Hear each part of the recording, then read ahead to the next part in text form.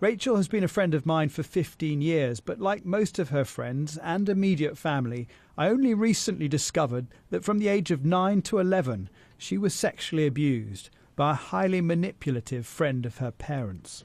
One day there happened to be a police car parked opposite their house, and he said, "Oh, that's the car that's keeping an eye on us. If ever they find out, that's the car that'll take you to jail." Rachel waived her anonymity after her abuser was convicted 2 years ago, but for 30 years she kept the abuse a secret. Even as I realised when I was 18, oh my God, I think he might have broken the law, I still thought, but he broke it with me.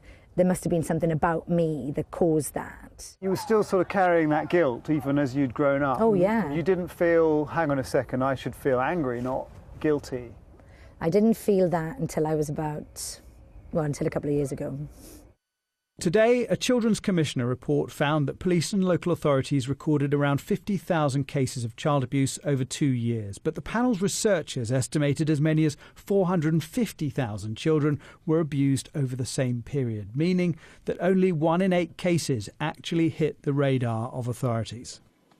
The study found 2/3 of child abuse is happening in the family environment, and the experts call for better relationship education. One of the key recommendations in here is that we give lessons for life to children from the age of 5 upwards. Now, that means from the age of 5 that you're talking about confidence and relationships and the like. It doesn't mean that you're diving into sex education. For Rachel, after years of being a successful actress, suddenly she was struck with ME, a condition professionals eventually linked to her child abuse. You can't suppress that forever, and you can't live in an invincible superhuman mode forever either. And my body basically had developed this way of operating on a kind of red alert. So it's like a pressure cooker, this? Yeah, and it exploded, and then I crashed. This is the little girl who would one day find the courage to confront her abuser.